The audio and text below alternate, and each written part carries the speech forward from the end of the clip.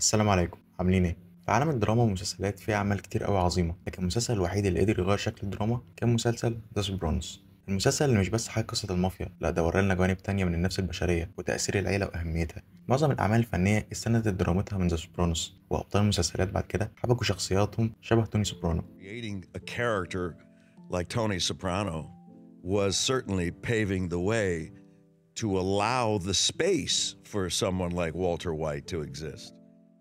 كل ده خلى مسلسل ذا سوبرانوس هو الأب الروحي للدراما. فالنهاردة هنتكلم عن 10 أسباب تخلي مسلسل ذا سوبرانوس واحد من أعظم المسلسلات في التاريخ إن لم يكن هو الأعظم. بدأنا السلسلة دي مع مسلسل سانس اوف اناركي وجاب التفاعل حلو، فأنا بكملها إن شاء الله. قبل ما نبدأ ما تنساش تعمل لايك للفيديو وسبسكرايب للقناة، ويلا بينا نبدأ.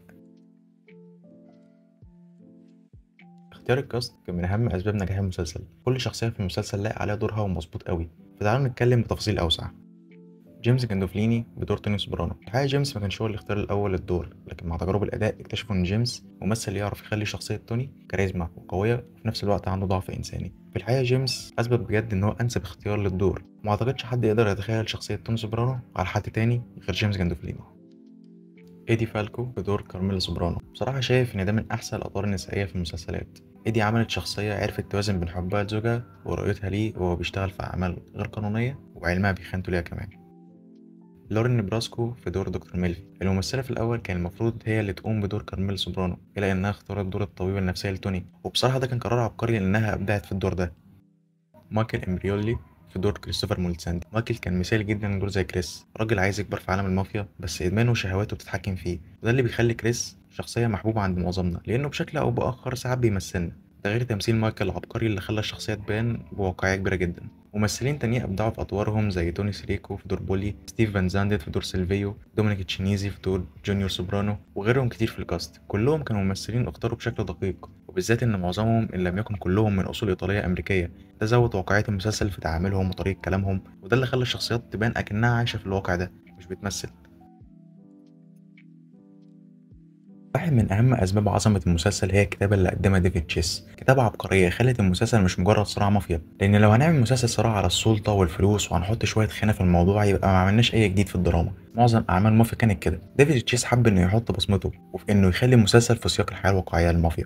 في أكشن وقتل وسرقة واغتيالات، بس برضه في مشاكل عائلية وفي عمق درامي يخليك تمشي جوه الأحداث، عمق درامي لكل شخصية حتى لو كانت شخصية صغيرة. الكتابة خلتك تعيش حياة المافيا الحقيقية مش الأحداث المهمة منها بس. المسلسل ده بكل تأكيد غير شكل المافيا في عيون الناس، وبالذات بعد إضافة التفاصيل دي، الطريقة اللي بتتكلم بيها الشخصيات، إزاي بيتريقوا، إزاي بيهزروا، إزاي حتى بيشتموا. كل ده خلى المسلسل يبان واقعي أكتر. حتى في حلقات كاملة ممكن تكون بعيدة عن أعمال المافيا، ممكن توريك جانب العيلة أو الصحاب. دافيد تشيس أبدع بصراحة في كتابة مسلسل زي ده. السبب التالت ده من الأسباب اللي خلتني شخصيا أحب المسلسل، لأن أنا شخص بيحب التفاصيل والواقعية في المسلسلات، وما لقيتش مسلسل متفوق في النقطة دي قد المسلسل ده، وهنقول ليه دلوقتي. زي ما قلنا المسلسل كان شبه الحقيقة لدرجة إنك مش هتحس إن ده تمثيل أصلا. خليني أقول لك إن خلال تصوير الموسم الأول ال FBI كانت بتراقب موقع التصوير في شك منها إن اللي بيحصل ده أعمال مافيا حقيقية، كون المسلسل فريد من نوعه وقتها ومماثل لحياة المافيا الواقعية. التصوير كله في الغالب كان بيبقى في مدن زي نيوجيرسي أو نيويورك. الحتت دي بتكون متواجدة فيها المافيا فعلا في الحقيقة. الثقافة الإيطالية اللي بتكون متواجدة عند معظم أفراد المسلسل، بالذات توني اللي بيفتخر بكونه إيطالي بشكل كبير جدا، وكل وقت بيتكلم فيه مع العيلة بيبين قد إيه إن هو فخور إن هو إيطالي. وهنشوف مثلا في مشهد ما الجماعة بتاعت توني بتعمل مشكلة مع بعض الهنود الحمر الكارهين لكريستوفر كولومبوس في مدافعة منهم لحقوقهم اللي انتهكت من أول يوم وصل فيه الراجل لأمريكا. تفاصيل عمرك ما هتلاقيها في مسلسل غير سوبرانوس، بيخليك تحس بواقعية غير مطلقة. زي برضه الحوارات، اللغة اللي بيتكلموا بيها الممثلين زي ما قلنا مش لغة سينما، دي لغة ناس بتتكلم بطريقة تلقائية جدا، أكن ما كانش في سيناريو مكتوب ليهم، هم فتحوا الكاميرا وقالوا لهم مثلوا وخلاص. بس في نفس الوقت لو ركزت هتلاقي إن كلام كل شخصية بيعكس تصرفاتها حتى لو كانوا بيتكلموا بهزار أو بجد. وعادي جدا تكون بتتفرج تلاقي تون سوبرانو بيتكلم عن فيلم 7. So the other day I'm watching this movie with Brad Pitt and that blonde Gwyneth Paltrow. Sliding Doors? Fuck no. Seven. It's a good movie, and I never seen it before. أو تلاقيهم بيتكلموا عن ممثل أو فيلم أو أغنية أو حد مشهور وقتها. ومن النقط الواقعية اللي أنا بحبها جدا هي أحلام توني، اللي تحس إنها فعلا أحلام حقيقية.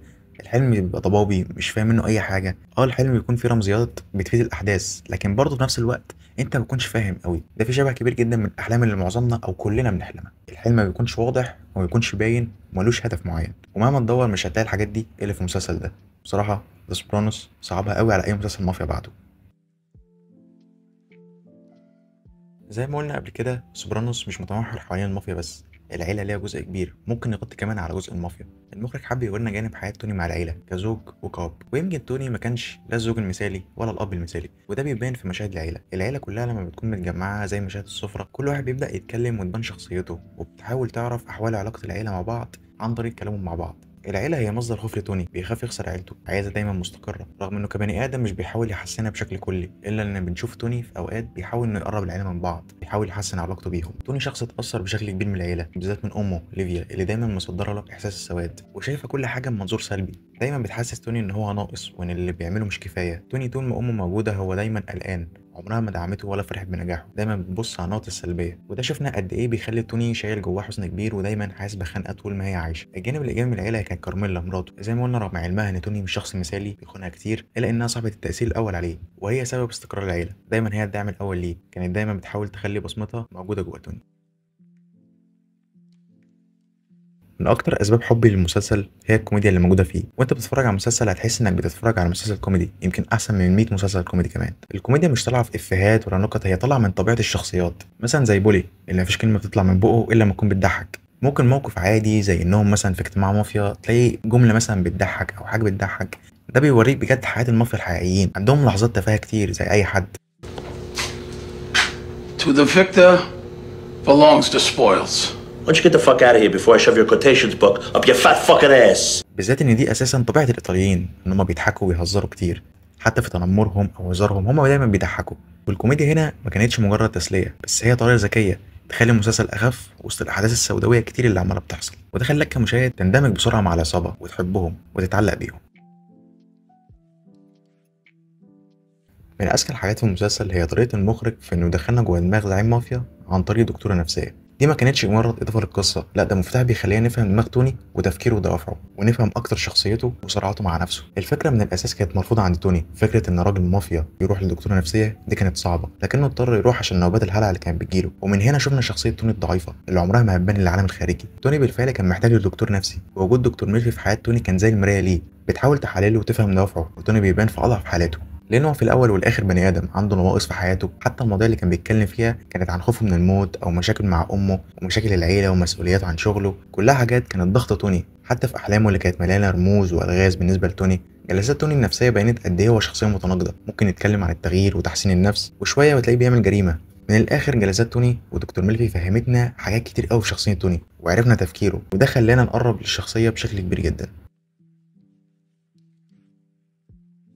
توني سوبرانو مش بطل في المسلسل، توني مش بطل، ده بس الشخص اللي بتعيش مع قصته وبتعيش مع الاحداث. معظم المسلسلات او الافلام بيكون في بطل، بيكون قائد بياخد قرارات صح وعنده مبدا، واقرب مثال للمافيا هو مايكل كورليوني مثلا، حتى لو بيقتلوا بس عندهم مبدا. لكن توني كان مختلف، توني كان قاتل خاين اناني كذاب ومن غير مبدا. تافه منافق، تافه منافق. طب انت ايه اللي يخليك تحب شخصيه زي دي؟ لانها شخصيه مختلفه، هو مش بطل، احنا بنشوف ضعفه ومعاناته وبنتعاطف معاه كتير، بس كل ده الكاتب عايز يوصله لينا، لكن ده ما يغفرش افعاله. توني شخصيه شبهنا، مش زي ابطال المسلسلات اللي ما بيغلطوش وان هم دايما مثاليين، لا توني بيغلط وبيصارع نفسه، وده بيخليه واقعي وبيمثلنا بشكل او باخر، وده كسر توقعات المشاهد في انه يشوف شخصيه بيور او قايمه بدور القياده دايما، وده في نفس الوقت خلى توني شخصيه مختلفه زي ما قلنا وواقعيه. وبحب اوصف توني دايما بانه انسان رمادي، لا هو ابيض ولا هو اسود، عنده لحظات انسانيه لكن في نفس الوقت هو مؤذي لنفسه واللي حواليه.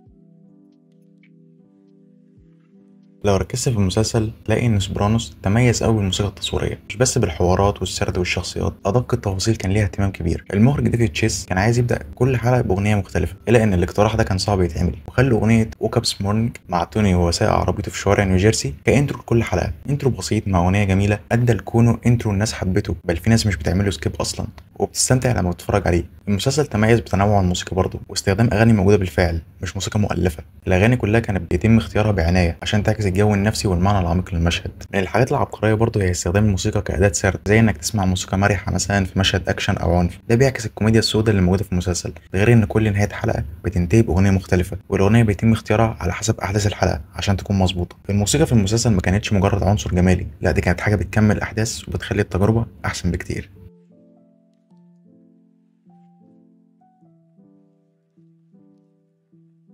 كتكملة العمل العظيم، سوبرانوس بينتهي بطريقة عبقرية، نهاية من يوم ما اتعرضت ولسه الناس لغاية النهاردة بتحللها وتكتشف فيها تفاصيل مخفية. المسلسل ما سابش النهاية مفتوحة من قلة إبداعهم، بس هما كانوا عايزينك أنت تختار مصير الشخصيات بنفسك، لأن زي ما قلنا إحنا عشنا رحلة جوه عالم حقيقي وحسينا إن هو عالم حقيقي أكتر ما حسينا إن هو عالم درامي، فنهاية الأحداث لازم تكون واقعية زي الحياة بالظبط، وإنها ما تكونش برضه نهاية تقليدية زي إن البطل ينتصر أو البطل يموت. المخرج حب يعمل نهاية تخلي الناس تفكر مش بس تتفرج، وتقرر مصير الشخصيات بنفسها، والنهاية برضه بتعكس منظور الحياة إن كل شيء ممكن ينتهي في لحظة. الشاشة السوداء هي رمزية إن القصة خلصت عند النقطة دي، وفي الأغلب أول ما تخلص المسلسل هتقول إيه النهاية دي وتحس بإحباط، بس لما تبدأ تجمع الأحداث هتعرف إن دي من أعظم النهايات في تاريخ المسلسلات. محدش يقدر ينكر إن مسلسل زي سوبرانوس ساب إرث ممتد في عالم الدراما. من بعده بدأ العصر الذهبي للمسلسلات يظهر، بدأت الشركات إنها تعمل مسلسلات أبطالها يكونوا أنتي هيرو. الناس لما حبت شخصية توني سوبرانو وفكرة إن البطل هو الشرير، بدأت تظهر شخصيات شبهه كتير، أبرزها والتر وايت وسول جودمان وجاك ستيلر، وفي منهم كتير قوي. زي إن شركة HBO بعد نجاح المسلسل بدأت تعمل في مسلسلاتها جزء نفسي كبير أو مشاكل عائلية، زي مسلسل 6 فيت أندر ومسلسل ذا واير أو براود اوك امباير اللي هو بالعموم برضه مسلسل مافيا. باختصار سوبرانوس زي ما قلنا هو الأب الروحي لعالم الدراما، لولا ظهوره ما كنا شفنا أعمال عميقة زي دلوقتي، لأن الشركات لما شافت نجاح المسلسل وتأثيره على الناس بدأت إنها تركز إنها تقدم نفس الأثر والتأثير في أعمالها، لأن ببساطة سوبرانوس غير قواعد اللعبة. وبكده نكون وصلنا لنهاية فيديو النهاردة. ال10 أسباب أنا نقيتهم على حسب رؤيتي للمسلسل، تفاصيل المسلسل وعيوبه ومميزاته، فأتمنى يكون الفيديو عجبكم والسلسلة دي تكون عجباكم. ما تنسوش تعملوا لايك للفيديو وسبسكرايب للقناة، وقولوا لي رأيكم في الكومنتات، وقولوا لي لو عندكم أفكار ممكن أتكلم عنها. وبس كده، سلام.